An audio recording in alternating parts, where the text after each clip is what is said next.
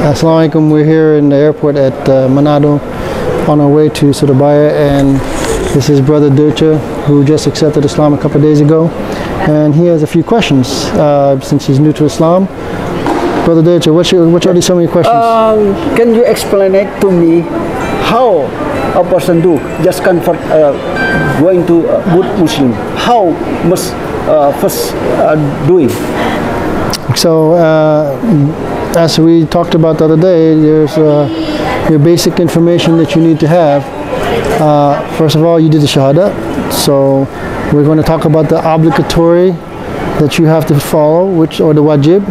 And those are the five is the Shahadat. And then now you have to make sure you do your 5 prayers. And then? And then you also have your Ramadan, which is during the month of Ramadan to fast between sunrise and sunset, which means no eating, no sex, no drinking. And then there is the other wajib, which is the zakat, which is 2.5% of your yearly savings after 1 year of saving. So if you save for 1 year, then that is 2.5, or if anything over a year. And then the final thing is to be able to, which includes sadaqah if you can. And then the final thing is, if you can, is to do Hajj. If a person not yet speak Arabic, how can he ask something? It is okay petition or ask to God in Indonesian language? Yes, you're basically your question is, how do you talk to Allah? And if your tongue is not fluent in the Arabic language, it's what's in your heart or the language you speak. Allah hears all languages.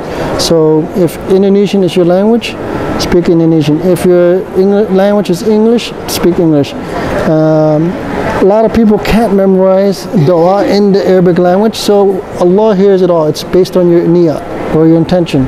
So, however, your prayer has to be in the Arabic language to fulfill or complete your prayer, specifically Surah Fatiha.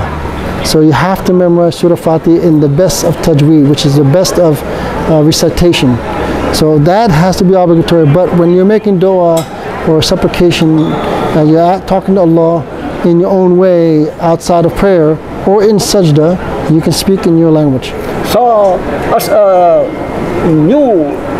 Muslim, it is must learn about Al-Fatiha, and it is pray must in Arabic, and the other is general. For example, speak something with God. So I think God allow, because God is understand all the languages, right? Correct. That's correct. But again, Surah Fatiha has to be known, so that because that's one of the pillars to complete a prayer. There are certain positions or certain things you have to do in a prayer that you have to complete, and Surah Fatiha is the key component to complete your prayer. There's, I think, 6 rukuns, which is obligatory parts in the prayer or pillars that you have to fulfill, and Surah Fatiha is the main thing.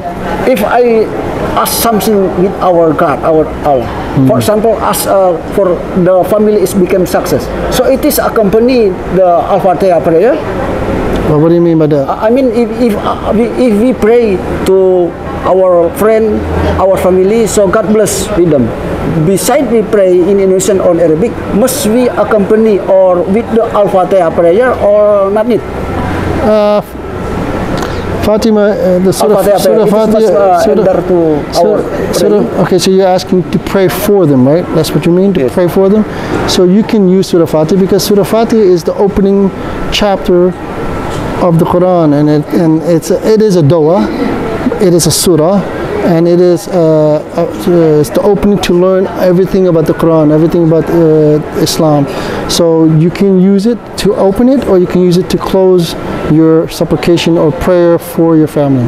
Oh, very wonderful. You don't have to, but you can use it. It is good. Muslim, it is a good religion. Because I know every person who became a Muslim, it is automatically have the sign of Arabic. how we read and how we speak. It is become fast because every day we practice Arabic. I think a very good person became a Muslim people. That's why the Muslim in the world is the one or religion so very quick to grow. Yes, Islam allows a lot of barakah into a person, into their family, into their everything if they do. So if you do something, Bismillah, so that there is barakah in whatever you do. So yeah, and it's also based on your intention, it's based on your action, and it's based on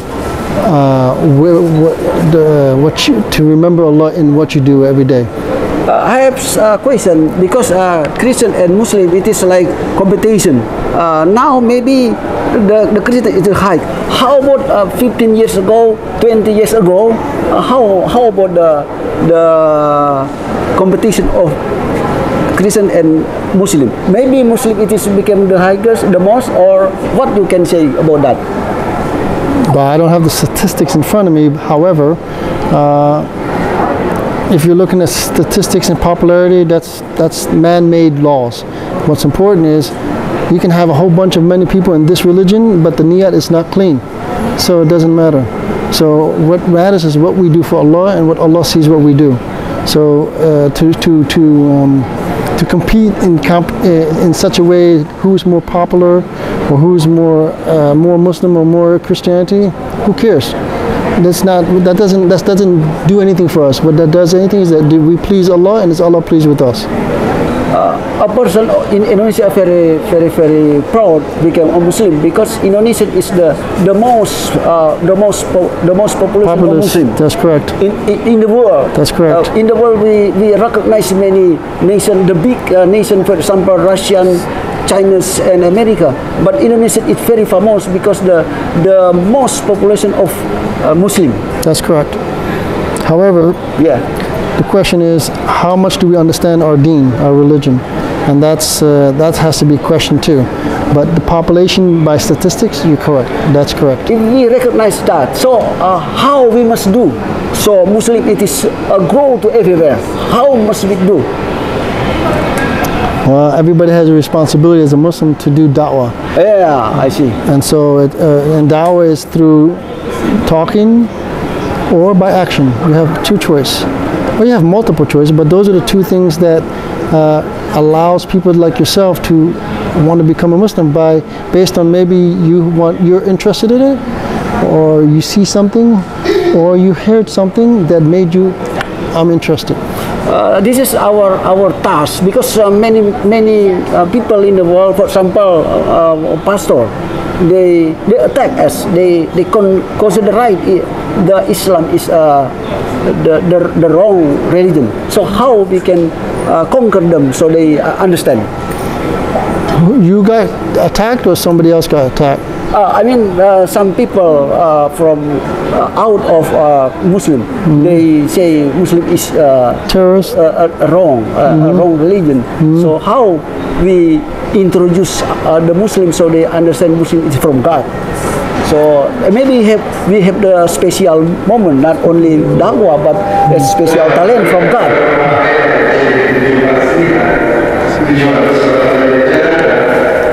I can't talk over this.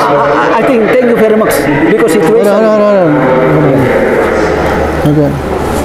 So that's a good question. The question is, how do we teach people that Islam is not bad or looked upon, and that is based on good akhlaq. Yes, yeah. So to have good, have good akhlaq, and then to slowly educate them and teach them by your knowledge. So the three things here are character, knowledge, action. Yes. Besides, we have the sign a good akhlaq, good temperament. So the people see our akhlaq, our temperament is good. So they will say, where they coming from? What religion they are? They are good temperament. It is our da'wah is ourselves. I think. Thank you very much for explanation to me. Thank you very much. Thank you very much. We'll see you in Surabaya. Yeah.